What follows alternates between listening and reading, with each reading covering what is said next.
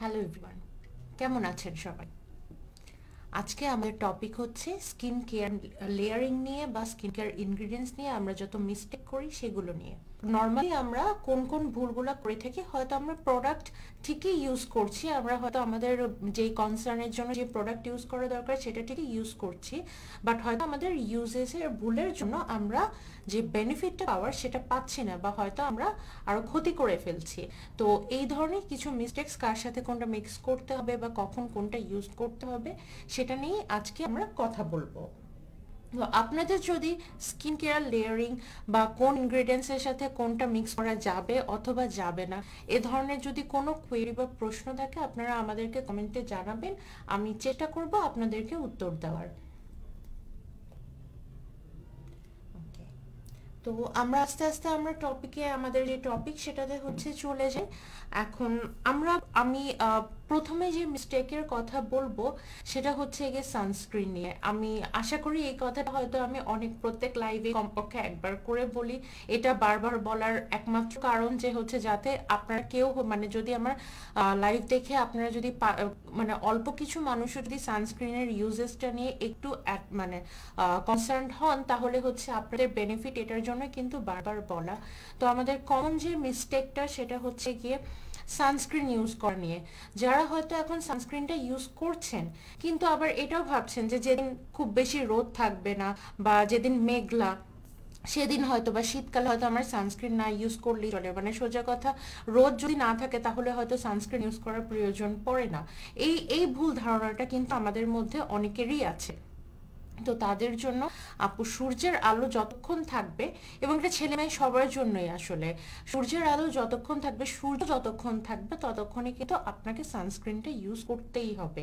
সেটা মেঘলা হোক, ক্লাউডি হোক, রোদ না থাকুক, শীতকাল হোক, গরমকাল হোক, যেই সিজনই হোক না কেন, যে ওয়েদারই হোক না কেন, আপনাকে কিন্তু সানস্ক্রিনটা ইউজ করতেই হবে। এবং সানস্ক্রিন ইউজ করার ইউজের নিয়মটা হচ্ছে, অনেকে আমরা সানস্ক্রিন ইউজ করি বাট হয়তো খুব বেশি আমরা ইউজ করতে চাই না। যে বেশি সানস্ক্রিন ইউজ করলে অনেকের হয়তো হোয়াইট কাস্টিং এর প্রবলেম দেখা যায়, অথবা স্কিন ঘেমে যাচ্ছে বা স্কিন হচ্ছে লাইক সোয়েটি হয়ে যাচ্ছে, এই ভয়ে হয়তো আমরা অল্প অল্প পরিমাণ বা হচ্ছে কোনো কিছুর সাথে মিক্স করে সানস্ক্রিন ইউজ করি। এটাও কিন্তু আর একটা ভুল, কারণ সানস্ক্রিন ইউজ করার নিয়ম হচ্ছে পুরো 1 টেবিল চামচ আপনার মুখের জন্য এবং আরেক টেবিল চামচ আপনার ঘাড় এবং গলার জন্য। এই পরিমাণ কিন্তু আপনাকে দিতে হবে।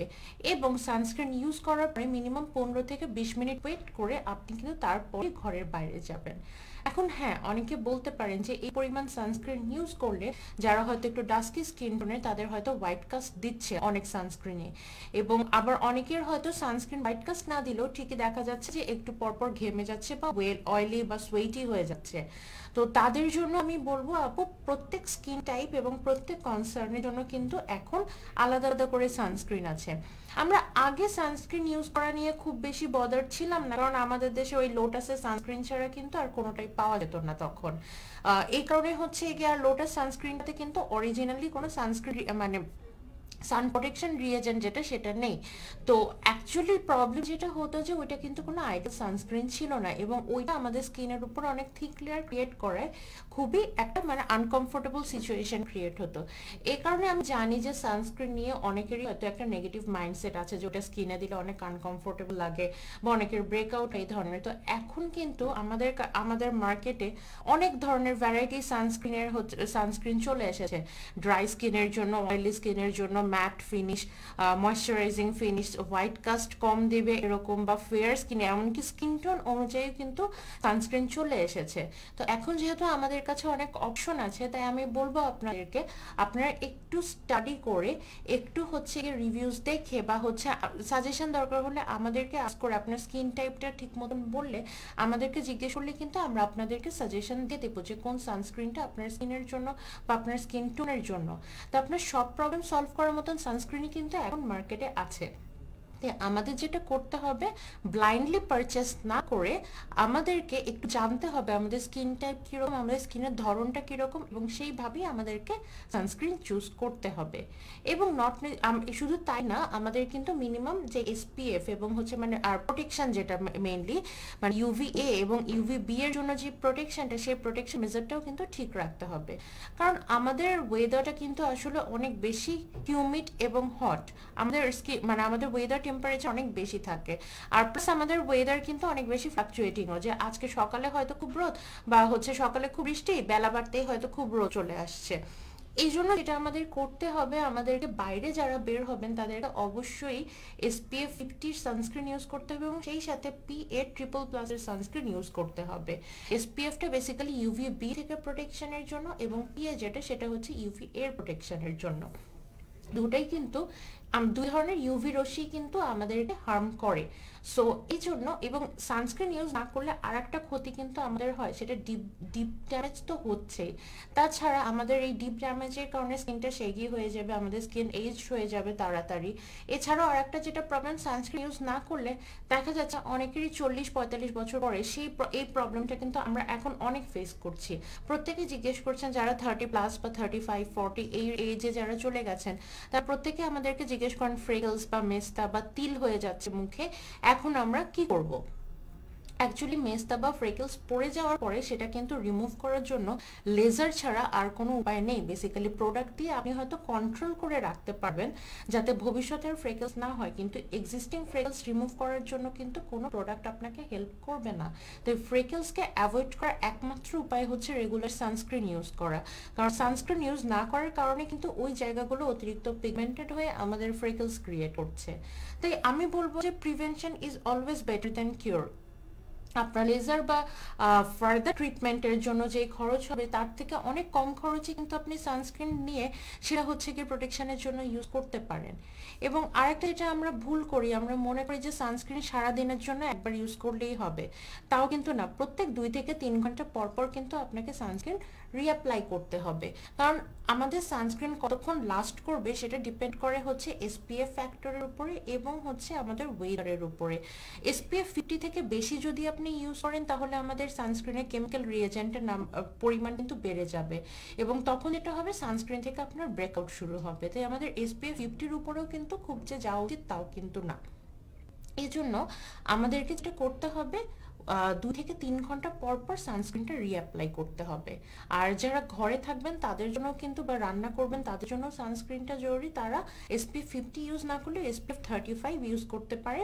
SPF 35 ইউজ করলে তাদের মোটামুটি প্রোটেকশনটা এই হবে, এবং তাদের হচ্ছে 2 থেকে 3 ঘন্টা পর পর আপনাদেরকে সানস্ক্রিন রিঅ্যাপ্লাই করতে হবে। তো সানস্ক্রিন নিয়ে আই হোপ আপনাদের যদি কারো কোনো কনফিউশন থাকে, আমরা এই জিনিসটাতে খুবই বেশি এমফাসাইজ করি যে আপনারা আর যাই হোক যাতে সানস্ক্রিনটা রেগুলার ইউজ করেন, কারণ এটাই কিন্তু আপনার মানে এক্সটার্নাল যে এনভায়রনমেন্ট সেখান থেকে সব থেকে বড় প্রোটেকশন। তো সানস্ক্রিন নিয়ে যদি আপনাদের কোনো প্রশ্ন থাকে আপনারা করতে পারেন, আমি হচ্ছে আপনার প্রশ্নের উত্তর দেওয়ার চেষ্টা করব, কারণ আমাদের প্রাইমারি অবজেক্টিভ কিন্তু হচ্ছে আপনাদেরকে ওয়ার্ন করা বা হচ্ছে আপনাদেরকে ইনফর্ম করা কোন ধরনের প্রোডাক্ট ইউজ করা উচিত বা কোন ধরনের মেনটেন করা উচিত আমাদের এর জন্য।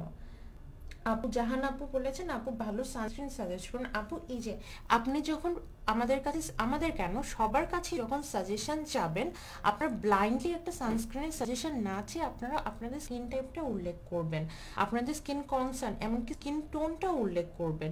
কারণ আপনারা যাদের ড্রাই স্কিন তারা যদি অয়েলি স্কিনের সানস্ক্রিন ইউজ করেন তাহলে অয়েলি স্কিনের সানস্ক্রিনে একটু ম্যাটিফাইং হয়, আপনাদের স্কিন কিন্তু আরও ড্রাইং হয়ে যাবে, এবং তখন দেখা যাবে সানস্ক্রিন দেওয়ার পরে স্কিনের চামড়া উঠে যাচ্ছে। আর যারা হচ্ছে অয়েলি স্কিন তারা যদি ড্রাই স্কিনের সানস্ক্রিন ইউজ করেন, ড্রাই স্কিনের সানস্ক্রিনগুলো নর্মালি একটু ময়শ্চারাইজিং হয়, তাদের দেখা যাবে আধা ঘন্টা 1 ঘন্টা পরে স্কিনে অয়েলি, এবং তখন কিন্তু হচ্ছে আপনারা বেশি সাফার করবেন, এবং তারপর ইভেন্চুয়ালি আপনারা বলবেন যে হচ্ছে সানস্ক্রিন ইউজ করলে আমার স্কিনের ক্ষতি হচ্ছে, আমি ইউজ করব না। তো এই জন্য আপনারা এরকম ব্লাইন্ডলি ইউজ না করে আপনারা অবশ্যই হচ্ছে স্কিন টাইপটা মেনটেন করার চেষ্টা করবেন। একজন লিখেছেন যে সানস্ক্রিন আগে ইউজ করতে হবে নাকি ময়শ্চারাইজার। জি, অবশ্যই ময়শ্চারাইজারটা আগে ইউজ করতে হবে। আপনি সকালবেলা স্কিন কেয়ারের সব লেয়ারগুলো কমপ্লিট করে লাস্ট লেয়ার ময়শ্চারাইজারের পরে কিছুক্ষণ অ্যাবজর্ব হওয়ার জন্য ওয়েট করে তারপর সানস্ক্রিন ইউজ করবে এবং তারপর ফার্দার কোনো মেকআপ। তো আমরা হচ্ছে গিয়ে নেক্সট আমাদের যে মিস্টেক্সটা নিয়ে কথা বলবো সেখানে চলে যাই, সেটা হচ্ছে গিয়ে আমাদের ফেস ক্লিনজিং নিয়ে। আমি জানি এখনো হয়তো অনেকেই আছেন যারা হচ্ছে মানে ফুল বডির জন্য যেই সোপ ইউজ করেন বা ওয়াশ ইউজ করেন সেটাই হয়তো আপনারা ফেসে ইউজ করছেন। এটা কিন্তু অনেক বড় ভুল। কারণ যারা এখনো বিভিন্ন ধরনের সোপ বার, যেটা অ্যাকচুয়ালি হচ্ছে গিয়ে ক্লিনজার না, যেটা অ্যাকচুয়ালি আমরা নর্মাল সোপ হিসেবে ইউজ করি, সেগুলো যারা এখনো আপনার মুখে বিভিন্ন ধরনের অ্যাডভার্টাইজিং দেখে অথবা কারো সাজেশনে ইউজ করছেন, তাদের জন্য বলছি তারা কিন্তু ভুল করছেন। কারণ আমাদের বডি স্কিন আর আমাদের ফেসের স্কিন কিন্তু কখনোই সেম না, ইভেন তাদের স্কিন টাইপটাও কিন্তু সেম না। তো দ্যাটস ওয়াই আপনারা যদি দুইটা টেক কেয়ারই একই প্রোডাক্ট দিয়ে করেন তাহলে কোনো না কোনোটা কিন্তু সাফার করবে। আর নর্মালি যে সোপ বারগুলো থাকে সেগুলোতে কিন্তু অনেক বেশি পরিমাণে ক্ষার থাকে, যেটা আপনার স্কিনকে করে দেয় অনেক বেশি ড্রাইং, এবং অতিরিক্ত আপনার স্কিনের যে পিএইচ ব্যালেন্স থাকার কথা, আমাদের স্কিনের নর্মাল পিএইচ থাকার কথা 5.5, তো সোপ বারগুলোতে নর্মাল 7-8 এমনকি তার বেশিও হচ্ছে গিয়ে পিএইচ থাকে।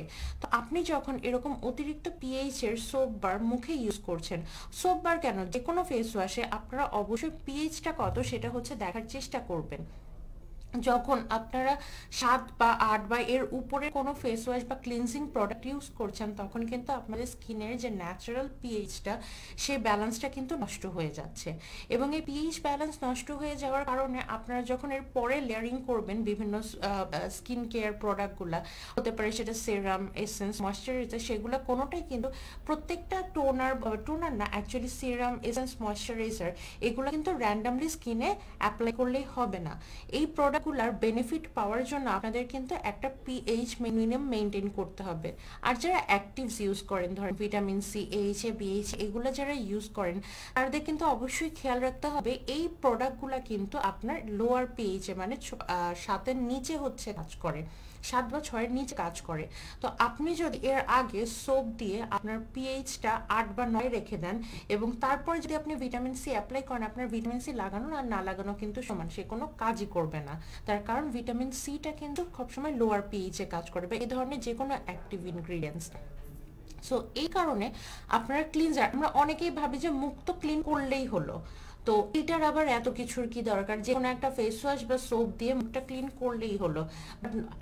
অবশ্যই না, কারণ আপনি যদি হচ্ছে মুখটা ধোয়ার সময় আপনি যদি আপনার স্কিনের পিএইচটা নষ্ট করে ফেলেন, আপনার পরবর্তী লেয়ারিং এর যে প্রোডাক্টগুলো সেগুলো কিন্তু আপনার স্কিনে আর কাজ করবে না। তো এই কারণে আপনাদেরকে ক্লিনজিং এর প্রোডাক্টগুলো খুব ভালো মতন হচ্ছে চুজ করতে হবে।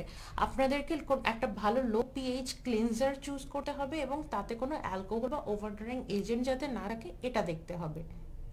অ্যাজ ওয়েল এস যারা টোনারটা মিস করতে চান তাদেরও জন্য কিন্তু এইটা কিন্তু খুবই একটা বড় ভুল। কারণ ক্লিনজিং অনেক সময় হয়তো যেদিন আমরা ওভারলি মেকআপ করি বা হচ্ছে গিয়ে কোনো ওয়াটার প্রোটেক্টেড বা ওয়াটার প্রুফ কোনো প্রোডাক্ট ইউজ করি, সেটা ক্লিনস করতে আমাদের হয়তো অনেক বেশি ক্লিনস 2-3 বার ক্লিনস করা লাগছে, অয়েল ক্লিনজারের পরে 2-3 বার ফেস ওয়াশ ইউজ করা লাগছে, এবং এই অতিরিক্ত ক্লিনসের কারণে আমাদের কিন্তু যেটা বলুন স্কিনের পিএইচটা নষ্ট হয়ে যাচ্ছে। বাট ফার্দার প্রোডাক্টগুলো কিন্তু পিএইচটা আবার নর্মালি না আসলে কাজ করবে না। সো দ্যাটস ওয়াই টোনার যেটা করে, টোনার অ্যাডিশনাল ক্লিনজিং এর সাথে সাথে আপনাদের স্কিনের যে পিএইচ ওটাকে কিন্তু আবার নর্মাল জায়গায় আনার চেষ্টা করে। তাই আপনারা যারা টোনার স্কিপ করেন তারা নর্মালি হচ্ছে টোনারটা স্কিপ করবেন না, তার কারণ হচ্ছে এই টোনারটাই কিন্তু আপনার স্কিনে ক্লিনজিং এর কারণে পিএইচ এর জন্য যে ডিসব্যালেন্সটা হয় সেটাকে আবার আগের জায়গায় নিয়ে আসবে। এই কারণে ক্লিনজিং প্রোডাক্টটাকে আপনারা যতটা অবহেলা করেন কাইন্ডলি ততটা অবহেলা করবেন না। আপনারা অনেকে হয়তো ময়শ্চারাইজার, সেরাম, অ্যাক্টিভস এগুলো খুব ভালো ইউজ করছেন, বাট ক্লিনজিং এর সময় যে কোনো একটা ইউজ করলেই হলো এরকম মাইন্ডসেট রাখেন। বাট এটা কিন্তু আসলে এটা আপনার জন্য কিন্তু ভালো কিছু না, কারণ ক্লিনজিংটা আপনার স্কিন কেয়ারের একদম ফার্স্ট স্টেপ। আপনি যদি এই ফার্স্ট স্টেপে স্কিনের ব্যালেন্সটা নষ্ট করে দেন, আপনার পরবর্তী কোনো স্টেপে কিন্তু আপনার স্কিনে কোনো কাজ করবে না। তো আশা করি ক্লিনজিং প্রোডাক্টগুলো কেন দরকার সেটা আমরা হচ্ছে কি একটু হলেও ক্লিয়ার হলাম। আচ্ছা, সো নেক্সট আমরা যে টপিক নিয়ে কথা বলবো, যে মিস্টেকটা নিয়ে কথা বলবো, সেটা হচ্ছে বিভিন্ন ধরনের স্পট ট্রিটমেন্ট স্কিন কেয়ারের কোন পজিশনে ব্যবহার করা উচিত সেটা নিয়ে আমরা কথা বলবো। না, হোয়াট ইজ স্পট ট্রিটমেন্ট? বিভিন্ন ধরনের আপনারা মার্কেটে দেখবেন ছোট ছোট সাইজের স্পট ট্রিটমেন্টগুলো নর্মালি হচ্ছে খুব ছোট সাইজের হয়, তো 10 বা 20 ml এর হাইয়েস্ট হয় আর কি। স্পট ট্রিটমেন্ট দুই ধরনের আছে। এক ধরনের হচ্ছে সেটা আপনারা দেখবেন অনেক বোতলের নিচের দিকে হচ্ছে পাউডার আর উপরে হচ্ছে গিয়ে লিকুইডি সলিউশন, সেটাকে ঝাঁকিয়ে কটন প্যাড দিয়ে ইউজ করতে বলা হয়। এই জিনিসটা কি? এই স্পট ট্রিটমেন্ট এইটা হচ্ছে আপনার নিচে থাকে ক্যালামাইন পাউডার বা বিভিন্ন ধরনের অ্যাক্টিভ পাউডার এবং এর উপরে থাকে হচ্ছে অ্যালকোহল। তো এই ধরনের এইটা যেটা করে যে কোনো ধরনের স্কার বা ক্ষতস্থানকে ড্রাই আউট করতে, তাড়াতাড়ি শুকানোর জন্য এই পাউডার অ্যান্ড অ্যালকোহলটা কাজ করে। অ্যালকোহল কিন্তু একটা ড্রাইং এজেন্ট এবং এটা তখনই দরকার যখন আপনার কোনো ক্ষত বা কিছু শুকানোর দরকার হয়।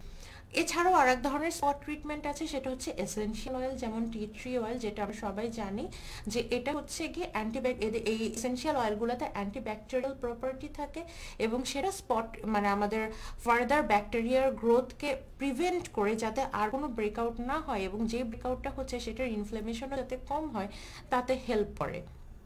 এছাড়াও বর্তমানে আরেক ধরনের বাজারে অ্যাকনে প্যাচ নামে এক ধরনের স্পট টেক কেয়ার ট্রিটমেন্ট পাওয়া যায়। সেটার কাজ হচ্ছে জাস্ট হচ্ছে একটা ফিল্মের মতন, ছোট ফিল্মের মতন আপনার হচ্ছে যেখানে পিম্পল সেখানে হচ্ছে দিয়ে রাখতে হয়, যাতে বাইরের যে ডাস্ট বা ধুলা বালি বা অয়েল বা মেকআপ থেকে ওইটা যাতে দূরে থাকে এবং তাতে যাতে ফার্দার কোনো ইনফেকশন না হয়। এই অ্যাকনে প্যাচ যেটা, সেটা আপনি নর্মালি ক্লিন স্কিনে যে কোনো সময় আপনি ইউজ করতে পারেন, সেটা আপনার জন্য কোনো প্রবলেম করবে না। বাট বাকি যে দুই ধরনের স্পট ট্রিটমেন্ট, একটা হচ্ছে পাউডার উইথ অ্যালকোহল সলিউশন এবং যে এসেনশিয়াল অয়েলগুলা, এগুলা আপনাদেরকে ইউজ করতে হবে একদম স্কিন কেয়ারের লাস্ট স্টেপে।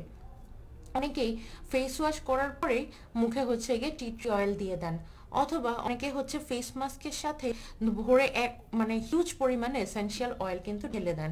এটা কিন্তু একদমই করা উচিত না। তার কারণ হচ্ছে এসেনশিয়াল অয়েলগুলো পরিমাণে খুব অল্প পরিমাণে লাগে। তার কারণ এগুলো ছোট সাইজে পাওয়া যায় এই কারণে, কারণ এগুলো হচ্ছে খুবই কনসেন্ট্রেটেড। আপনার একটা টোনারি এসেনশিয়াল অয়েল যেই পরিমাণে দেওয়া তার কমপক্ষে 100 গুণ বা মিনিমাম 20 থেকে 30 গুণ বেশি দেওয়া, কোনো কোনো ক্ষেত্রে 100 গুণ পর্যন্ত কিন্তু হয় যদি সাইজটা অনেক ছোট হয়। তো সেখানে কিন্তু সেই পরিমাণ কনসেন্ট্রেটেড এসেনশিয়াল অয়েল দেওয়া। তো এই কারণে আপনি যখন বেশি বেশি পরিমাণে এসেনশিয়াল অয়েল ইউজ করছেন, তখন কিন্তু আপনি অ্যাকচুয়ালি আপনার স্কিনকে অনেক বেশি কনসেন্ট্রেট অ্যাসিড দিয়ে হচ্ছে, বা অ্যাসিড না অন্যান্য অ্যাক্টিভ ইনগ্রিডিয়েন্টস দিয়ে বার্ন করছেন। তো এই কারণে আমাদের এই ধরনের অ্যাক্টিভ বা এসেনশিয়াল ইউজ করার সময় পরিমাণটা নিয়ে খুবই সচেতন থাকতে হবে, কারণ বেশি পরিমাণে ইউজ করলে সেটা কিন্তু আমাদের স্কিনের লাভের বদলে স্কিন বার্ন করে ফেলবে। আর স্পট ট্রিটমেন্ট বা এই ধরনের ট্রিটমেন্টগুলো সবসময় ইউজ করা উচিত যখন আপনার পিম্পলটা পপ আউট হয়ে যাবে, যখন আপনার পিম্পলের ভেতরে যে ইমপিউরিটিসগুলো সেগুলো বের হয়ে ওখানে যখন একটা হোল বা ফাঁকা স্থান তৈরি হয়, তখনই কিন্তু এই স্পট ট্রিটমেন্টগুলো ইউজ করা উচিত আপনার। কারণ তখন যেটা হয়, এই ট্রিটমেন্টগুলো ওই হোলটাতে ঢুকে ওইটাকে ভেতর থেকে রিপেয়ার করার চেষ্টা করে। আমরা অনেকে যে কমন মিস্টেকটা করি, আমাদের যখন পিম্পল হয় তখন সেই অ্যাক্টিভ পিম্পলের উপরেই আমরা হচ্ছে গিয়ে এই স্পট ট্রিটমেন্টগুলো ইউজ করি। বাট আলটিমেটলি কি হয়, আপনার যতক্ষণ পিম্পল যখন ফর্ম হয়ে গেছে, এই স্পট ট্রিটমেন্ট নামটাতেই বোঝা যাচ্ছে স্পটে ট্রিটমেন্ট করে, এটা কিন্তু পিম্পল ট্রিটমেন্ট করে না। আমরা যখন অ্যাক্টিভ অ্যাকনেতে এগুলো ইউজ করছি, তখন কিন্তু ওই জায়গাটাকে এরা কোনো লাভ তো করছে না, বরং অতিরিক্ত ড্রাই করে দিচ্ছে, কারণ এগুলোর বেশিরভাগই থাকে অ্যালকোহল। এবং এই অতিরিক্ত ড্রাই করার কারণে ওইখানে কিন্তু ইনফ্লামেশন কমার বদলে আরও আগের থেকে বাড়ছে এবং রেডনেস, ইচিং এই ধরনের প্রবলেমগুলো দেখা দিচ্ছে। তাই আপনারা স্পট ট্রিটমেন্ট ইউজ করার সময় খেয়াল রাখবেন এটাকে অবশ্যই স্কিন কেয়ারের লাস্ট স্টেপে, এবং যখন পিম্পলটা পপ আউট হয়ে যাবে এরপরেই কিন্তু আপনারা এই ট্রিটমেন্টগুলো ইউজ করা শুরু করবেন। অ্যাক্টিভ অ্যাকনেতে কিন্তু এই পিম্পল ইউজ করার কোনো কারণই নেই। ওকে, নেক্সট আমরা যেটা নিয়ে কথা বলবো সেটা হচ্ছে গিয়ে আমরা অনেকেই ভাবি যে দিন এবং রাতের জন্য যে কোনো একটা ময়শ্চারাইজারই এনাফ, অথবা আমাদেরকে যদি স্যুট করে আমরা হয়তো যেটা ডে ক্রিম সেটাই দিন এবং রাত দুটোতেই ইউজ করছি, এবং যেটা নাইট ক্রিম সেটাও হচ্ছে দুই জায়গায় ইউজ করছি। বাট এটা কিন্তু একটা কমন ভুল। তার কারণ হচ্ছে ডে ক্রিম আর নাইট ক্রিমের ফর্মুলেশন কিন্তু ডিফারেন্ট হয়। ডে ক্রিমটা কিন্তু কখনোই খুব বেশি হাইড্রেটেড হয় না।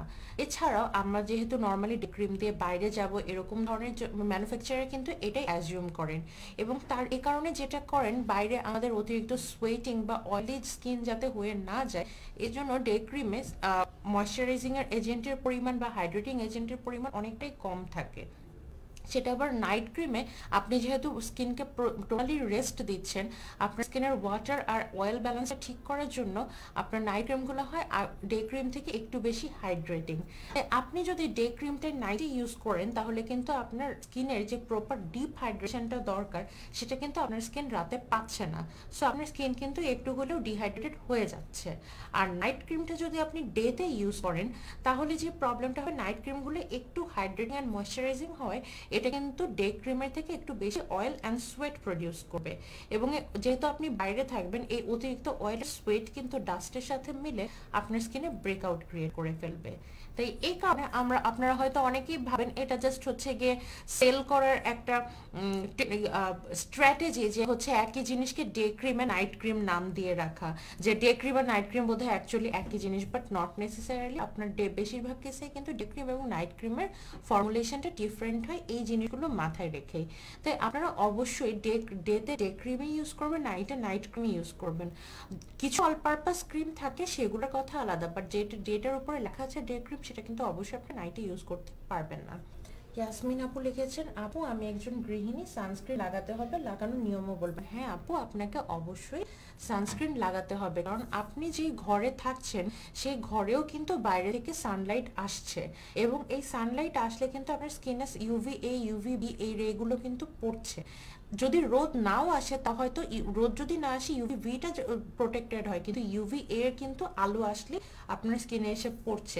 এই কারণে আপনাকেও সানস্ক্রিন ইউজ করতে হবে, বাট আপনার SPF 50 দরকার নেই, আপনি SPF 35 ইউজ করবেন ঘরে, এবং প্রতি 2 থেকে 3 ঘন্টা পর পর রিঅ্যাপ্লাই করবেন। সালমাপু লিখেছেন, যেগুলো শুধু ময়শ্চারাইজার লেখা থাকে সেগুলো রাতে দিনে ইউজ করা যাবে কিনা।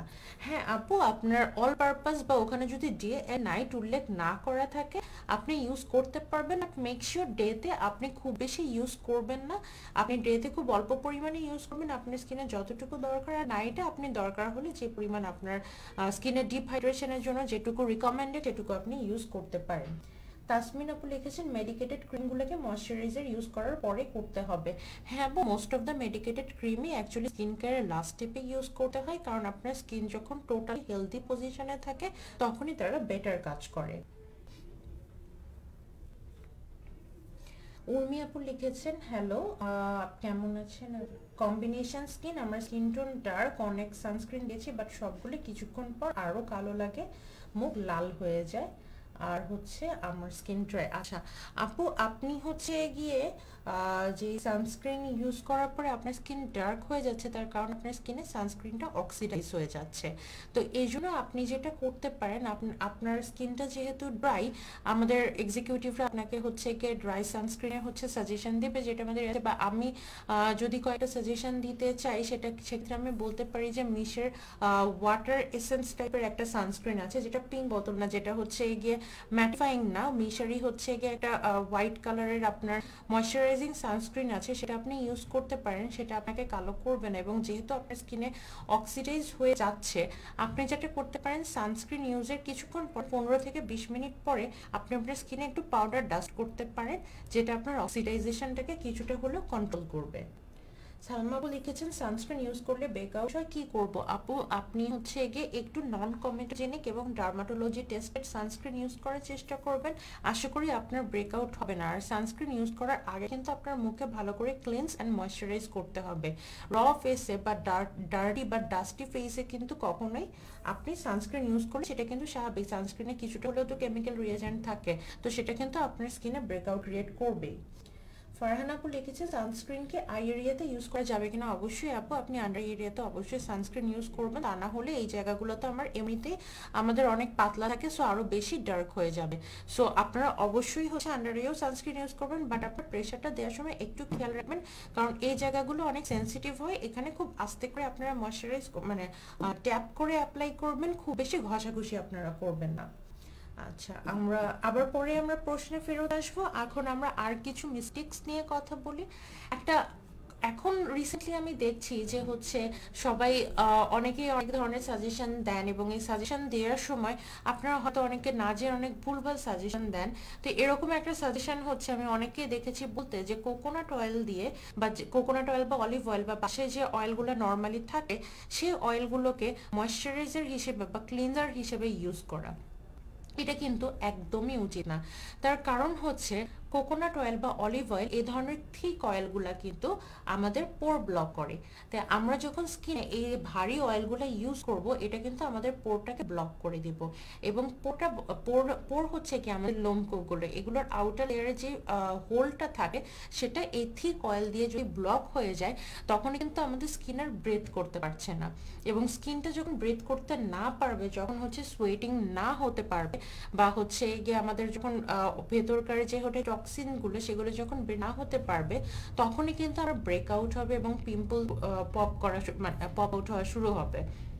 সো এই কারণে শুধু তাই না, এই পোর ব্লকের জন্য কিন্তু white heads, black heads, rashes এই সব ধরনের প্রবলেমই হচ্ছে।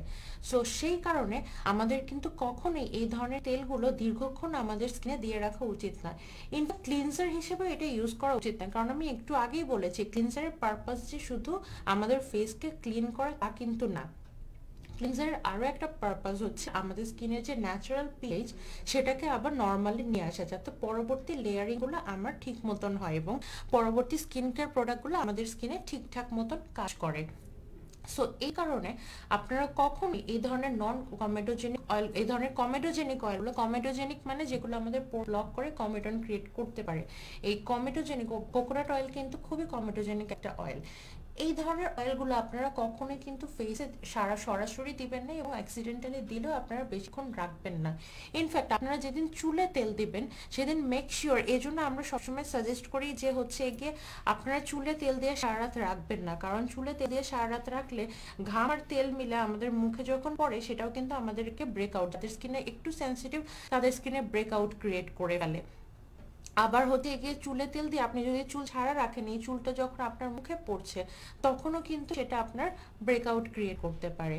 তো এই ধরনের অয়েলগুলো কিন্তু কখনোই আপনি ময়শ্চারাইজার হিসেবে ইউজ করবেন না। তবে হ্যাঁ, যাদের dry skin, rosehip oil, argan oil এই টাইপের ডেডিকেটেড কিছু ফেস অয়েল আছে, সেগুলো আপনারা চাইলে মুখে ইউজ করতে পারেন as a moisturiser. But make sure ওটা যাতে ফেস অয়েল হয়। এই কোকোনাট অয়েল বা অলিভ অয়েলের মতন কমেডোজেনিক অয়েলগুলো আপনারা কখনোই সরাসরি ফেসে ইউজ করবেন না। আর একটা যেটা হতে পারে যে হচ্ছে আমরা অনেক সময় ময়শ্চারাইজার ওভার লেয়ারিং করি, বা যাদের স্কিন একটু বেশি ড্রাই বা স্কিন যেদিন একটু ডিহাইড্রেটেড লাগছে সেদিন হয়তো 2-3 লেয়ারের ময়শ্চারাইজার আমরা দিচ্ছি। এটাও কিন্তু কখনো উচিত না। ড্রাই স্কিন যারা, তারা হয়তো ঘুমানোর আগে এতখানি ক্রিম নিয়ে পুরো মুখে একদম হচ্ছে ঠিক করে লেয়ার করে তারপর ঘুমোতে যান, এটা কিন্তু কখনোই উচিত না। তার কারণ হচ্ছে অতিরিক্ত ময়শ্চারাইজার বা অতিরিক্ত লেয়ার যখন আপনার স্কিনের উপরে দিবেন, আপনার স্কিন কিন্তু ব্রেথ করতে পারবে না, আপনার পোরগুলো কিন্তু সেই একইভাবে ব্লক হয়ে গেল অতিরিক্ত ময়শ্চারাইজিং এজেন্টের কারণে। এবং এটা যখন হবে তখনই কিন্তু আপনার স্কিনে ব্রেকআউট শুরু হবে। তাই আপনাদের কিন্তু কখনো উচিত না ওভারলি ময়শ্চারাইজিং এজেন্ট বা ময়শ্চারাইজার ক্রিমগুলো ইউজ করা। এটা কিন্তু আপনার লাভের বদলে আরো ক্ষতি করে দিবে বেশি।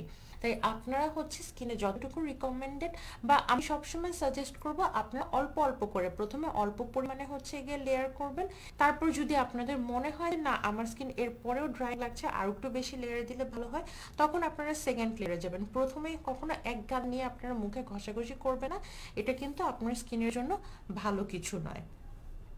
ওকে, নেক্সট হচ্ছে গিয়ে আমরা ময়শ্চারাইজার এবং হচ্ছে আমরা এমন একটা ইনগ্রিডিয়েন্টস নিয়ে কথা বলবো যেটা হচ্ছে ব্রেকআউটে, যাদের অ্যাকনে ট্রিটমেন্ট, যারা মেডিকেল ট্রিটমেন্টে আছেন তাদের কাছে হয়তো খুবই পরিচিত নাম, সেটা হচ্ছে বেনজয়েল পারক্সাইড। আশা করি যারা হচ্ছে বিভিন্ন দীর্ঘদিন অ্যাকনের প্রবলেমে ভুগছেন তাদের কাছে নামটা অনেক পরিচিত মনে হচ্ছে, কারণ যে কোনো ধরনের মেডিকেল স্কিন ডক্টর দেখালে বা মেডিকেল ট্রিটমেন্টে গেলে তারা কিন্তু একটার জন্য প্রথমেই এই ইনগ্রিডিয়েন্টটা সাজেস্ট করেন, বেনজয়েল পারক্সাইডটা। এটা হচ্ছে গিয়ে অ্যান্টিব্যাকটেরিয়াল হচ্ছে একটা অ্যাক্টিভ বলা যায়, ঠিক অ্যাক্টিভ না, একটা এজেন্ট বলা যায়, যেটা হচ্ছে গিয়ে আপনার ব্যাকটেরিয়ার গ্রোথকে কিছুটা লিমিট করে আপনার স্কিনকে হেলদি রাখার চেষ্টা করে, ফার্দার ব্রেকআউটটা যাতে না হয় সেটা হচ্ছে হেল্প করার চেষ্টা করে। বাট একটা আরেকটা ভুল যেটা আমরা করি, আমাদের যে হোয়াইট হেড বা ব্ল্যাক হেডসের যে ছোট ছোট র্যাশগুলো হয়, আমরা অনেক সময় ওগুলোকেও কিন্তু অ্যাকনে বলি। অ্যাকনেরও কিন্তু সব অ্যাকনে বা সব পিম্পল কিন্তু সেম না, সব ব্রেকআউট কিন্তু সেম না। সব ফেসে বাম্পের মতন কিছু উঠলে যে সব করে ট্রিটমেন্ট একই হবে তা কিন্তু না। এক একটা অ্যাকনের ধরন এক এক রকম এবং তার ট্রিটমেন্টও এক এক রকম। এই আপনারা যারা অ্যাকনের বিভিন্ন ধরন সম্পর্কে জানেন না, সাজগোজেরই কিন্তু একটা ভিডিও আছে বিভিন্ন ধরনের অ্যাকনের উপর, আপনারা সেটা একটু চেক আউট করতে পারেন, বা হচ্ছে আপনারা গুগল করলেও আসলে পেয়ে যাবেন বিভিন্ন ধরনের অ্যাকনে কোটায় কি কাজ করে।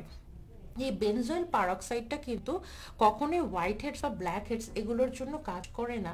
তাই অনেকেই যারা ব্ল্যাক হেডস বা হোয়াইট হেডস বা ছোট ছোট র্যাশ হলে বেনজয়েল পারক্সাইড ইউজ করতে চান, তারা এই কাজটা করবেন না, কারণ এটা যেহেতু একটু হার্শ বা হচ্ছে একটু স্ট্রং প্রোডাক্ট, এটা যদি আপনি কোনো কারণ ছাড়া আপনার ফেসে ইউজ করেন, সেটা কিন্তু আপনার স্কিনকে আরও বেশি সেন্সিটিভ করে দিবে, আপনার স্কিনে কিন্তু ব্রেকআউটের চান্স কমানোর বদলে বরং বাড়াবে। এখন যে বেনজয়েল পারক্সাইডটা নিয়ে কথা বলছিলাম, তো অবভিয়াসলি বেনজয়েল পারক্সাইডে আমাদের সচেতন হতে হবে কি এটা শুধুমাত্র অ্যাক্টিভ অ্যাকনেতে কাজ করে, কখনো হোয়াইট হেডস ব্ল্যাক হেডস এগুলোর জন্য কাজ করে না। সেকেন্ডলি, বেনজয়েল পারক্সাইড কিন্তু বিভিন্ন কনসেন্ট্রেশনের হয়। এখন অর্ডিনারি এবং বিভিন্ন ব্র্যান্ড একদম র বেনজয়েল পারক্সাইড যেটা বা হচ্ছে গিয়ে একদম উইদাউট আদার কোনো মিক্স করা একদম হচ্ছে পিওর যে বেনজয়েল পারক্সাইডগুলো, তারা কিন্তু সেগুলো সেল করছে বা হচ্ছে তারা সেগুলো ম্যানুফ্যাকচার করছে। এবং একই সাথে তারা কিন্তু বিভিন্ন কনসেন্ট্রেশনের বেনজয়েল পারক্সাইড হচ্ছে ফর্মুলেট করছে। তো আমরা অনেকেই যেটা মনে করি যত বেশি কনসেন্ট্রেশন তত আমার কাজে দিবে, বাট জিনিসটা কিন্তু তা না, বরং এটা ডিপেন্ড করে আপনার স্কিন কতটুকু নিতে পারবে বা আপনার প্রবলেমটা কতটুকু ডিপ সেটার উপরে ডিপেন্ড করে। বা আপনার স্কিন একদম প্রথমেই কিন্তু কোনো হাই কনসেন্ট্রেটেড অ্যাক্টিভ কিন্তু আপনার স্কিন কখনো নিতে পারবে না। সো দ্যাটস ওয়াই যারা আপনারা benzoyl peroxide without doctors recommendation নিতে যাচ্ছেন, তারা কিন্তু অবশ্যই এই জিনিসটা খেয়াল রাখবেন, আপনারা সবসময় বেনজয়েল পারক্সাইডটা ইউজ করার সময় আপনার লোয়ার সব থেকে কম যে কনসেন্ট্রেশন সেটা দিয়ে আপনারা শুরু করবেন। একদম শুরুতেই যদি আপনারা বেশি কনসেন্ট্রেশনের বেনজয়েল পারক্সাইড ইউজ করেন, আপনার স্কিনে সেটা স্যুট করতে না পারার চান্সটা কিন্তু অনেক বেশি। তাই বেনজয়েল পারক্সাইড যারা ইউজ করবেন তারা একটু কনসেন্ট্রেশন নিয়ে কনসার্ন থাকবেন, এবং অবশ্যই বেনজয়েল পারক্সাইড আপনারা ডেইলি ইউজ করবেন না। আপনারা একদম শুরুতে সব থেকে কম কনসেন্ট্রেশনে নিয়ে প্রথমে 2 দিন, তারপর আস্তে আস্তে করে 3 দিন করে হচ্ছে বাড়াবেন। এর বেশি কখনোই কিন্তু একদম প্রথমে সপ্তাহে 7 দিনে আপনারা ইউজ করবেন না।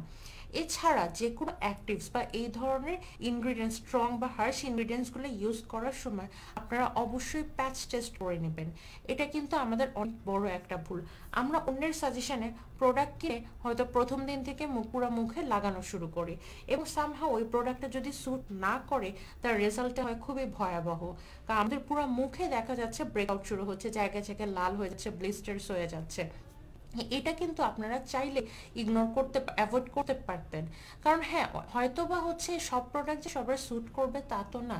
আমাদের এমন অনেক হিডেন অ্যালার্জি আছে যেটা হয়তো আমরা জানিও না। যেমন আমার বেলায় আমি বড় হওয়ার পর অনেক দিন পর্যন্ত জানতাম না যে আমার স্কিন পাউডার মিল্কগুলো সহ্য করতে পারে না, বা যে কোনো ধরনের মিল্ক যে প্রোডাক্টসগুলো সেগুলো আমার স্কিন হচ্ছে বা আউটার লেয়ারে সহ্য করতে পারে না। এটা কিন্তু আমি অনেক দিনই জানতাম না, কারণ নর্মালি তো মিল্কটা আমরা কখনো মুখে লাগাই না। তো যখন হচ্ছে মিল্কের একটা ফেস প্যাক আমি হচ্ছে যখন মুখে লাগালাম, তখন দেখলাম এটা আমার স্কিনকে প্রচন্ড পরিমাণে ইরিটেট করছে, অথচ আমার যে স্কিন টাইপ তাতে কিন্তু মিল্কটা খুব ভালো কাজ করার কথা ছিল। আবার হানিতেও কিন্তু সেম প্রবলেম হচ্ছে আমার আমার কিন্তু যে স্কিন টাইপ, আমার একটু acne prone skin, oily skin, তাদের জন্য হানিটা কিন্তু বেটার কাজ করে as a face mask. But আমি যখন দেখলাম যে এই হানিটা যখন আমি লাগাচ্ছি সেটা আমার আরো ইনফ্লামেশনটাকে বাড়াচ্ছে, ইনফ্লামেশন না ঠিক ব্রেকআউটের চান্সটাকে হচ্ছে বাড়াচ্ছে। এই কারণে সবার যে সব ইনগ্রিডিয়েন্টস স্যুট করবে বা সব প্রোডাক্ট যে স্যুট করবে তা কিন্তু না। একই টাইপের স্কিন টাইপ হওয়া সত্ত্বেও অন্যজনের যা স্যুট করেছে আমার হয়তো কোনো হিডেন অ্যালার্জির কারণে সেটা স্যুট করছে না। তো এই কারণে আপনাদের যারা কোনো প্রোডাক্টে অ্যালার্জি আছে যেটা আপনারা জানেন, সেই প্রোডাক্টগুলো বা সেই ইনগ্রিডিয়েন্টসগুলো অবশ্যই অ্যাভয়েড করার চেষ্টা করবেন। এবং আপনি সবসময় যে কোনো নতুন ধরনের প্রোডাক্ট বা নতুন ইনগ্রিডিয়েন্টস ইউজ করার আগে অবশ্যই আপনারা প্যাচ টেস্ট করে নেবেন। এখন প্যাচ টেস্ট কি জিনিস? প্যাচ টেস্ট হচ্ছে আপনারা সেই প্রোডাক্টটা মেইন ফেসে লাগানোর আগে আপনারা এলবোতে অথবা হচ্ছে এই কানের নিচটাতে আপনারা দিয়ে একবার হচ্ছে অ্যাপ্লাই করবেন, এবং অ্যাপ্লাই করে আপনারা কমপক্ষে 24 আওয়ার হচ্ছে অবজার্ভ করবেন। এই 24 আওয়ারে আপনার যদি স্কিনে কোনো ইরিটেশন না হয় বা স্কিন যদি কোনো প্রবলেম না করে, তাহলে বুঝবেন যে না, এটা মোটামুটি আপনার স্কিনে সুইটেবল। তখন আপনি আপনার ফেসে ইউজ করবেন। আর এখানে ইউজ করার পরে যদি আপনার কোনো বার্নিং বা ইচিং বা কোনো আনকমফোর্টেবল সিচুয়েশন বা আনকমফোর্টেবল ফিলিংস হয়, তাহলে আপনারা অবশ্যই এই প্রোডাক্টটা পুরো ফেসে ইউজ করা থেকে অ্যাভয়েড করবেন। কারণ চান্সেস আর দ্যাট আপনি স্কিনের এই প্রোডাক্টের কোনো একটা ইনগ্রিডিয়েন্টের প্রতি অ্যালার্জিক এবং এটা আপনার স্কিনে দিলে কিন্তু অবভিয়াসলি ক্ষতি বেশি হবে। হ্যাঁ, হয়তো আপনি টাকা দিয়ে প্রোডাক্টটা কিনেছেন, এজন্য আপনার খারাপ লাগবে যে প্রোডাক্টটা কিনেছেন কিন্তু ইউজ করতে পারলেন না, বাট টাকা থেকে কিন্তু স্কিনটা আরো বেশি জরুরি। কারণ হচ্ছে স্কিনে যদি একবার আপনার কোনো হার্মফুল না, অ্যালার্জিক ইনগ্রিডিয়েন্ট ইউজ করার কারণে স্কিনে কোনো ব্রেকআউট ক্রিয়েট হয়, সেটাকে ট্রিট করতে কিন্তু আপনার এর থেকেও 3 থেকে 4 গুণ টাকা যাবে। সো অবভিয়াসলি আপনারা হচ্ছে কি এই কাজটা, যে কোনো নতুন প্রোডাক্ট কিনলে আমি জানি আপনাদের অনেক আশা ভরসা থাকে একটা প্রোডাক্টের উপরে, বাট তারপর আমি অবশ্যই বলবো যে হচ্ছে যে কোনো প্রোডাক্ট ফার্স্টে ফেসে ইউজ করার আগে আপনারা অবশ্যই প্যাচ টেস্ট করে নেবেন। আর যেহেতু আমরা হচ্ছে ইনগ্রিডিয়েন্টস নিয়ে কথা বলছি, আপনারা হচ্ছে এগিয়ে একটু খেয়াল করবেন। অনেকেই হয়তো আপনারা হয়তো মানে এটা অ্যাকচুয়ালি আমি ঠিক মিস্টেক বলবো না, এটা অনেকের জন্য অনেক ট্রেন্ড হয়ে গেছে।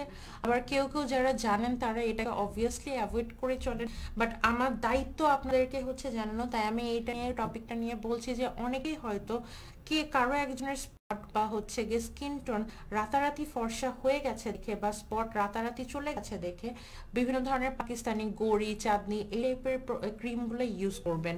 এই টাইপের ক্রিমগুলো কিন্তু কোনো সার্টিফিকেশন নেই, কোনো এফডিএ অ্যাপ্রুভাল নেই, কোনো ডার্মাটোলজি টেস্টেড কোনো অ্যাপ্রুভাল নেই।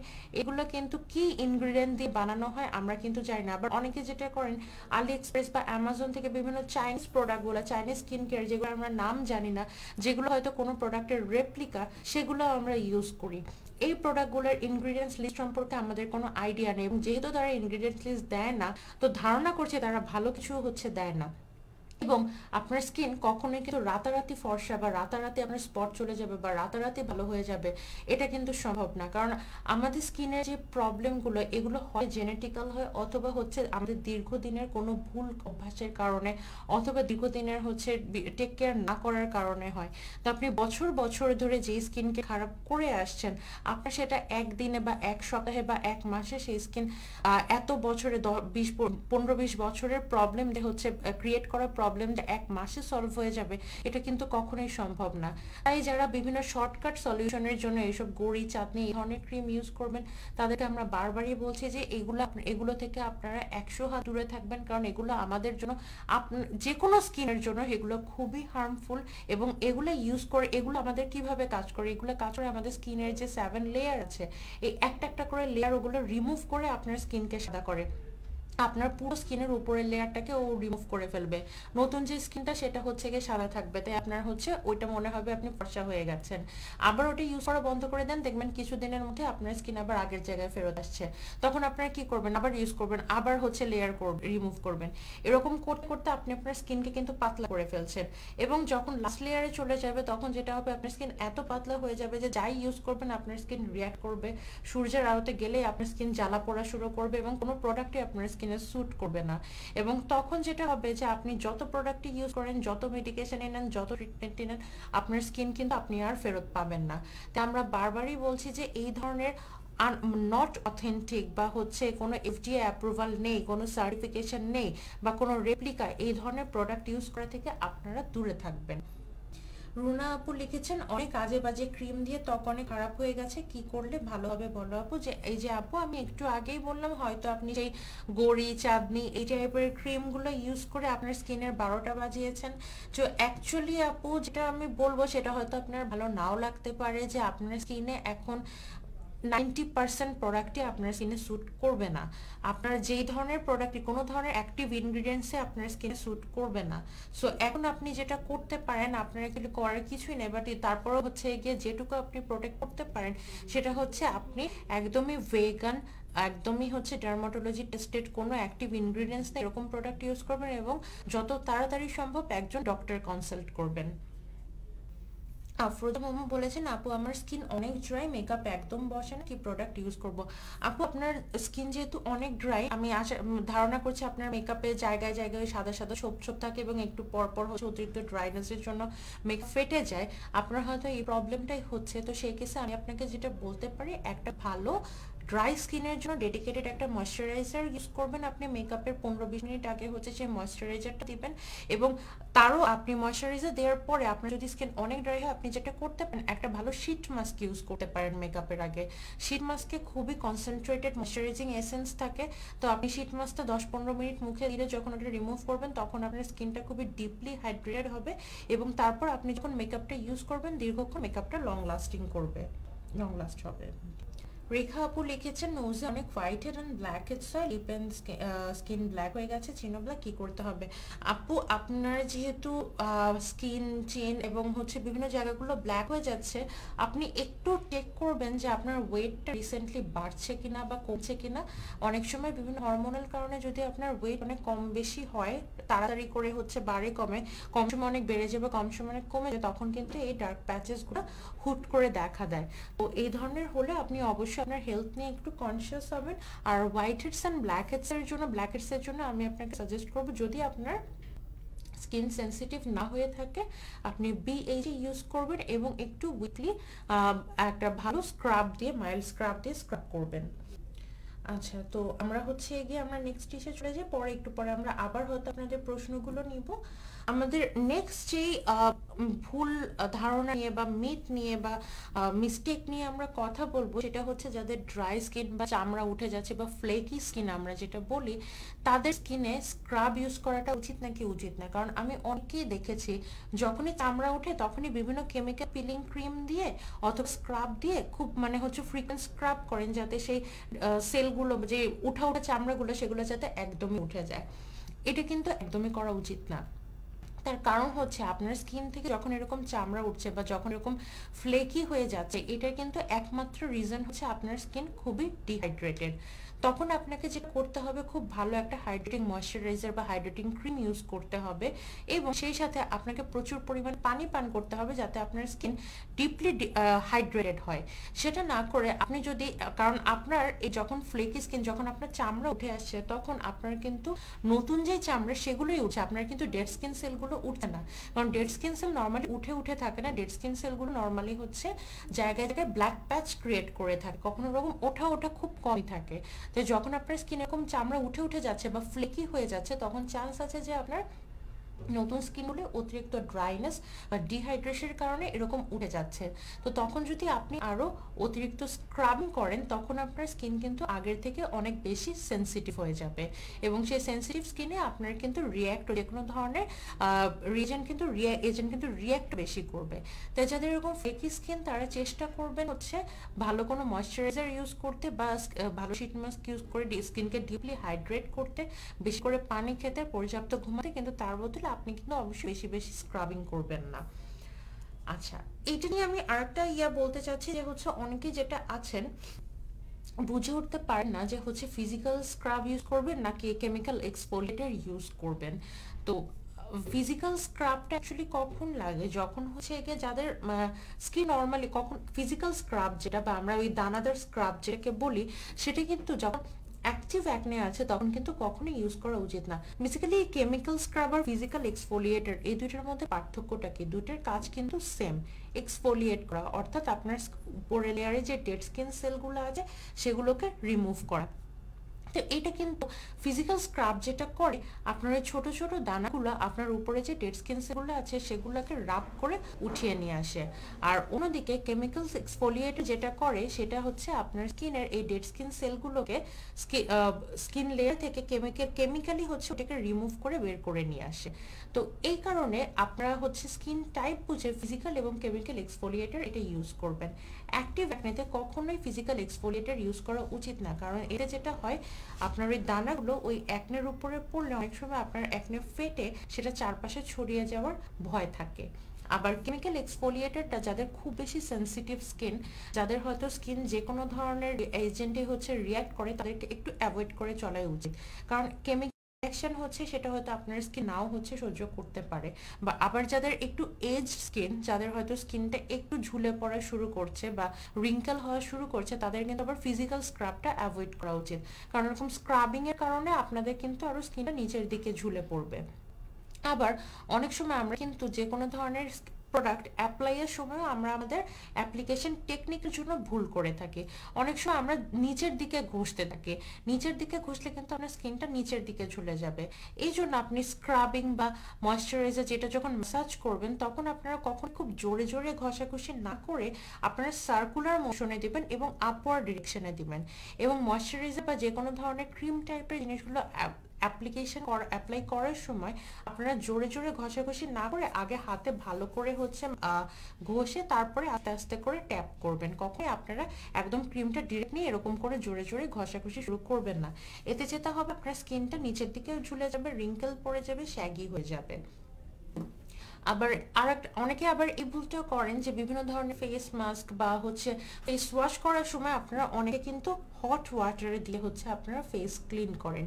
হট ওয়াটারে দিয়ে ফেস ক্লিন করলে প্রবলেমটা কি আমি জানি না, হয়তো অনেক ফেস মাস্কে এটা ডিরেকশনে থাকে, বাট আমার মনে হয় আপনাদের কখনোই এটা করা উচিত না। তার কারণ হচ্ছে আমাদের টেম্পারেচার বলতে গেলে কিন্তু সবসময় একটু হাই থাকে। ইভেন শীতকালেও দেখা যায় শীত কিন্তু পড়েই না বলতে গেলে। আমাদের কিন্তু 6টা ঋতুর বেশিরভাগ কমপক্ষে হচ্ছে আমাদের 12 মাসের কমপক্ষে 10-11 মাসে প্রচন্ড পরিমাণে গরম এবং হিউমিডিটি থাকে। অতিরিক্ত গরম এবং হিউমিডিটিতে আমাদের পোর্স কিন্তু এমনিতে অল টাইম ওপেন হয়ে থাকে। এই ওপেন পোরের জন্য কিন্তু আমাদের যত সমস্যা, আসলে আমাদের যে প্রবলেম তার কিন্তু 70%ই হচ্ছে আমাদের ওপেন পোর্স থেকে।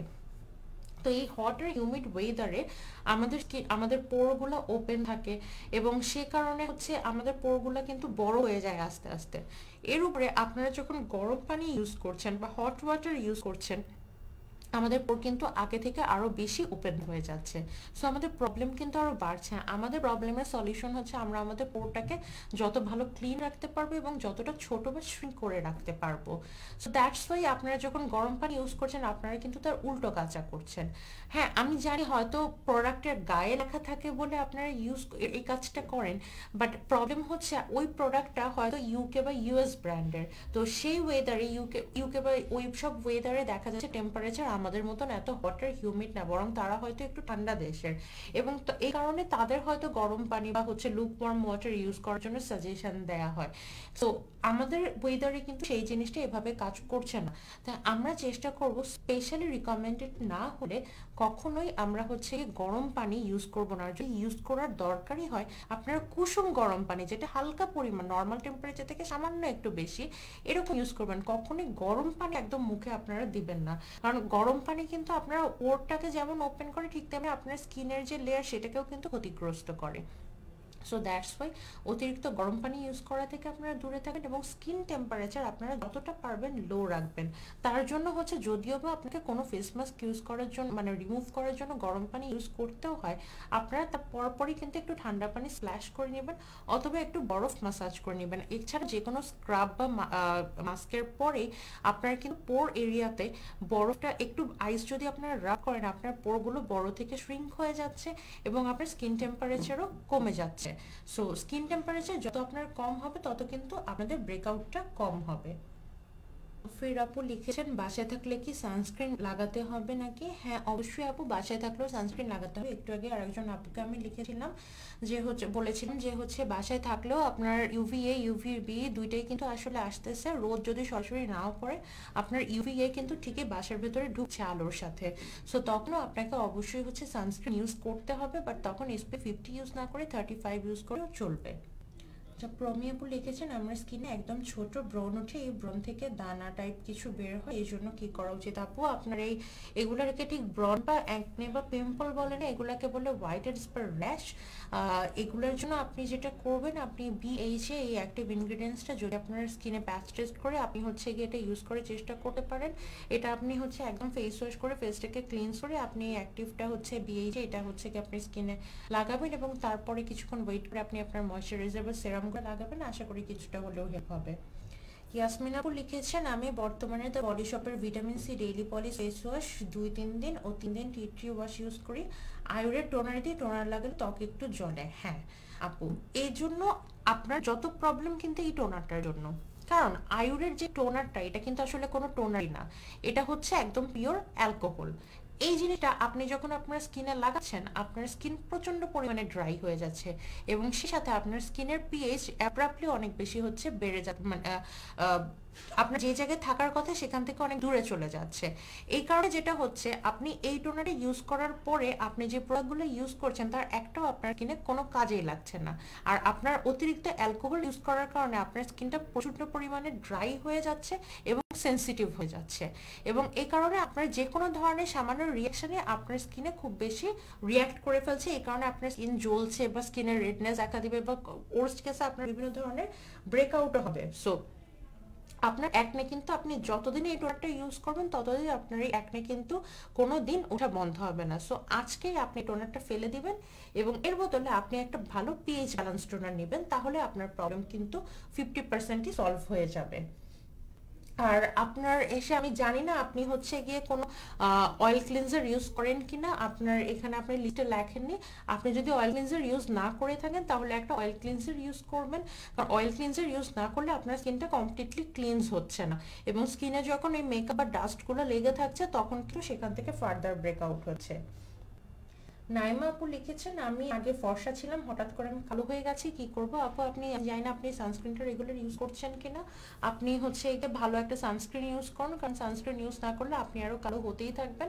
আর সানস্ক্রিনটা 2-3 ঘন্টা পর পর অবশ্যই রিঅ্যাপ্লাই করবেন, এবং আপনার ফর্সা হওয়ার জন্য বা সানটান দূর করার জন্য খুব বেশি কিছু করা লাগবে না। আপনি আপনার রেগুলার একটা সানস্ক্রিন, দেন হচ্ছে অয়েল ক্লিনজার, ফোম ক্লিনজার, এরপর হচ্ছে একটা টোনার এবং একটা ভালো ময়শ্চারাইজার, রেগুলার আপনি এই স্কিন কেয়ারগুলো করতে থাকেন, এবং মাঝে মাঝে দরকার হলে আপনি টক দই এবং টমেটো রসের কোনো মাস্ক ইউজ করবেন। আপনার কিন্তু এই ড্রাইনেসটা, আপনার এই ডার্কনেসটা হচ্ছে অনেকটাই কমে যাবে। আজিজুর আপু লিখেছেন, স্যালিসাইলিক অ্যাসিড 2% অ্যাকনের জন্য, দাগের জন্য। আপু স্যালিসাইলিক অ্যাসিড হচ্ছে ব্রেকআউটটা কমানোর জন্য বা অ্যাকনেটাকে কমানোর জন্য এবং একটার ইনফ্লামেশনটাকে কমানোর জন্য। আপনার এটা অ্যাক্টিভ অ্যাকনে যখন থাকে তার থেকে যাতে বড়সড় কোনো স্কারিং না হয় তার জন্য কাজ করে, বা ডিরেক্ট স্কার ট্রিটমেন্টে এটা কোনো কাজ করে না। আচ্ছা, নেক্সট আমরা যে টপিকটা নিয়ে কথা বলবো সেটা হয়তো আপনার সবাই অনেকেই হচ্ছে জানতে চায়, এবং তার জন্য আজকে আমরা আমাদের লাইফে এই টপিকটা ইনক্লুড করেছি। সেটা হচ্ছে কি ভিটামিন সি বা এই ধরনের অ্যাক্টিভ ইনগ্রিডিয়েন্টসের সাথে ভিটামিন সি লাগানোর ইউজেসটা কি, এবং এর সাথে কি কি জিনিস ইউজ করা যাবে এবং যাবে না। ভিটামিন সি কিন্তু একটা অ্যাক্টিভ ইনগ্রিডিয়েন্টস। এটা যেটা করে, এটা একটা কেমিক্যাল এক্সফোলিয়েটর। এটা হচ্ছে আপনার স্কিনে ডেড স্কিন সেলগুলোকে কেমিক্যালি রিমুভ করার চেষ্টা করে, কেমিক্যালি এর বন্ডটা ভেঙে রিমুভ করার চেষ্টা করে। এবং রেগুলার আপনি যদি ভিটামিন সি ইউজ করেন, আপনার স্কিন রেগুলার ইউজেসে কিন্তু আপনার এটা স্কার ট্রিটমেন্টে খুব ভালো, সব থেকে প্রুভেন। আমাদের ওয়েদারে আমরা আমাদের স্পট ট্রিটমেন্টের জন্য মানে নর্মালি সব থেকে ভালো কাজ করে হচ্ছে ভিটামিন সি। এখন বাট এই ভিটামিন সি যেহেতু একটা অ্যাক্টিভ ইনগ্রিডিয়েন্টস, এটা ইউজ করার সময় কিছু আমাদের রুলস অ্যান্ড রেগুলেশনস ফলো করতে হবে। যেমন ফার্স্টলি, ভিটামিন সি যখন আপনারা ইউজ করবেন, আপনার স্কিন কিন্তু নর্মালের থেকে একটু বেশি সানসেনসিটিভ হয়ে যাবে। এমনিতে তো আমরা সবসময়ের জন্যই বলছি যে আপনাদের সানস্ক্রিনটা ম্যান্ডেটরি, বাট যখন আপনারা ভিটামিন সি ইউজ করবেন তখন কিন্তু সানস্ক্রিনটা ইউজ যদি আপনি না করেন, আপনার স্কিন কিন্তু খুব বাজেভাবে রিয়াক্ট করবে, আপনার স্কিন কিন্তু অনেক ডার্ক হয়ে যাবে, স্পট আগের থেকে আরও বেশি পড়বে। তার কারণ ভিটামিন সি আপনার স্কিনকে অনেক বেশি সানসেনসিটিভ করে দেয়, এবং স্কিন অতিরিক্ত সানসেনসিটিভ হলে, সানরে পড়লে অল্পতে আপনার স্কিন অক্সিডাইজ করে, এজন্য জায়গায় জায়গায় কালো কালো ছোপ ছোপ পড়ে যাবে। তাই যারা ভিটামিন সি ইউজ করছেন স্কার ট্রিটমেন্টের জন্য, তারা অবশ্যই সানস্ক্রিনটা লাগাতে এবং 2-3 ঘন্টা পর পর রিঅ্যাপ্লাই করতে ভুলবেন না। সেকেন্ডলি, ভিটামিন সি আপনারা কখনোই সপ্তাহে 7 দিন ইউজ করবেন না, কারণ ভিটামিন সি একটা কেমিক্যাল এক্সফোলিয়েটর। এটা যদি আপনি রেগুলার ইউজ করেন তাহলে আপনার স্কিন অল টাইমই হচ্ছে এই কেমিক্যাল এক্সফোলিয়েশনের উপরে থাকবে, এবং ওভার এক্সফোলিয়েট হয়ে যাওয়ার কিন্তু একটা চান্স থাকে। এছাড়া আপনার স্কিন যেহেতু এটা অ্যাক্টিভ ইনগ্রিডিয়েন্টস, আপনার স্কিনকে কিছুটা হলেও সেন্সিটিভ করে। আপনি যদি সপ্তাহে 7 দিনই ইউজ করেন, আপনার স্কিন আগের থেকে আরও বেশি, অনেক বেশি সেন্সিটিভ হয়ে যাবে। তো বেটার হচ্ছে আপনি প্রথমে 3 দিন দিয়ে শুরু করবেন, এরপর আস্তে আস্তে বড়জোর আপনি 4 দিন পর্যন্ত বাড়াতে পারেন। এর উপরে আপনি কখনো যাবেন না ভিটামিন সি বা যে কোনো ধরনের অ্যাক্টিভ ইনগ্রিডিয়েন্টস কখনো, কিন্তু প্রথমে 3 দিন দিয়ে শুরু করতে, এরপর 4 দিনের বেশি কখনোই সপ্তাহে ইউজ করা উচিত না।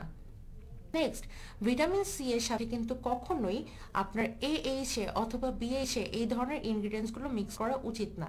যেদিন আপনি ভিটামিন সি দেবেন সেদিন আপনারা অবশ্যই AH এ বা BH এ দিবেন না।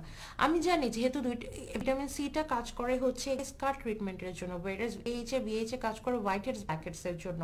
আমি জানি যে দুটোই আছে, তারা হয়তো ডেইলি দুটোই ইউজ করতে চাবেন বা হচ্ছে গিয়ে বেনিফিট পাওয়ার জন্য, দুটো ডিফারেন্ট কনসার্নের জন্য আপনাদের হয়তো ইচ্ছা হবে এই দুটো একসাথে ইউজ করার। কিন্তু দুইটার কনসার্ন ডিফারেন্ট হলেও এদের প্রসেস কিন্তু কাইন্ড অফ সিমিলার। এরা দুজনে কিন্তু কেমিক্যাল এক্সফোলিয়েটর আপনার স্কিনকে এক্সফোলিয়েট করে। আপনি যখন একই দিনে দুই ধরনের এক্সফোলিয়েন্টই ইউজ করবেন তখন আপনার স্কিন কিন্তু ওভারলি এক্সফোলিয়েট হয়ে যাবে। এক্সফোলিয়েটের কাজ কি আমাদের ডেড স্কিন সেলগুলোকে রিমুভ করে এবং তার সাথে যে প্রবলেম অ্যান্ড ইমপিউরিটিসগুলো আছে সেগুলো রিমুভ করা। তো আপনি যখন ওভারলি এক্সফোলিয়েট করে ফেলবেন তখন আপনার এই প্রবলেমগুলো কিন্তু আরো বাড়বে। তার কারণ হচ্ছে আপনার ওভারলি এক্সফোলিয়েট করলে আপনার ডেড স্কিন সেলের সাথে নতুন যে স্কিন সেলগুলো আছে সেগুলো আস্তে আস্তে রিমুভ হওয়া শুরু হবে এবং তারপরে আপনার স্কিন আগের থেকে অনেক বেশি সেন্সিটিভ হয়ে যাবে। তাই আপনারা কখনোই এই দুইটা জিনিস একই সাথে ইউজ করবেন না। আপনাদের যদি ইউজ করতেই হয় দুই দিন করে ভাগ করে নেবেন এবং একই দিনে কখনোই ইউজ করবে না। এছাড়া এই ভিটামিন সি, এইচ বা বিএইচ এই অ্যাক্টিভ ইনগ্রিডিয়েন্টসগুলো ইউজ করার বা লাগানোর সব থেকে বেটার টাইম হচ্ছে আপনার ফেসটাকে ক্লিনস করার পরপরই। কারণ এই জিনিসগুলো আপনি যদি কোনো ময়শ্চারাইজার বা এই ধরনের অন্য কোনো লেয়ার লাগান তারপর কিন্তু আপনার স্কিনে সরাসরি ঢুকতে পারে না। তাই এটা হচ্ছে আপনারা সবসময় ফেস ওয়াশ আর অয়েল ক্লিনজার দিয়ে মুখটাকে ক্লিনস করার পরপরই, যদি কোনো পিএইচ ব্যালেন্সিং টোনার ইউজ করতে চান তারপরে, কোনো হাইড্রেটিং টোনার হলে তার আগেই। এটা আপনারা সরাসরি হতে গিয়ে র স্কিনে, ফ্রেশ স্কিনে হচ্ছে আপনারা দিবেন ক্লিনস করার পরে এবং দেওয়ার পরে কমপক্ষে 20 থেকে 25 মিনিট ওয়েট করবেন আর আপনার স্কিনে কমপ্লিটলি অ্যাবজর্ব হওয়ার জন্য, এবং তারপর আপনারা আপনাদের লেয়ারিং করবেন। এবং অবশ্যই এগুলো ইউজ করার পর খুব ভালো একটা ময়শ্চারাইজার ইউজ করা ম্যান্ডেটরি। সো আপনাদের যদি এরকম প্রশ্ন থাকে আমি দুই একটা প্রশ্ন নিতে পারি। নার্গিস আপু লিখেছেন, আপু পোর্সের জন্য পার্মানেন্ট সলিউশন কি? আপু পার্মানেন্ট সলিউশন বলতে পোর্স তো কখনো আপনি রিমুভ করতে পারবেন না, কারণ পোর্স হচ্ছে লোমকূপ, সেটা তো আমাদের স্কিনে থাকবে। লোমকূপ তো আর ভ্যানিশ করে দেওয়া যায় না। আপনি যেটা করতে পারেন পোর্সগুলোকে একটু শ্রিঙ্ক করতে পারেন এবং এই পোর্সগুলোকে শ্রিঙ্ক করার জন্য হচ্ছে আপনি আইস ড্রপ করতে পারেন এবং হচ্ছে বিভিন্ন ধরনের একটা ভালো moisturiser and sheet mask use করতে পারেন যাতে আপনার পোর্সটা ক্লোজড হয়ে থাকে।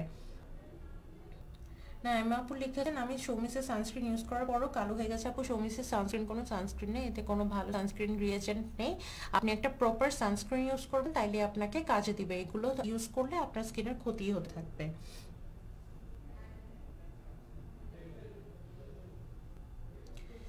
তমাপু লিখেছেন, নিউট্রিজেনা ময়শ্চারাইজার ইউজ করলে স্কিন জ্বলে, আমাদের nose portion oily, another portion dry, dry or combination. আচ্ছা, আপনার স্কিন হচ্ছে কিছুটা অ্যাকচুয়ালি কম্বিনেশন হলেও আপনার ড্রাই সাইডেই বলো, তাই আপনি ড্রাই স্কিনের যে ময়শ্চারাইজার এটা ইউজ করবেন।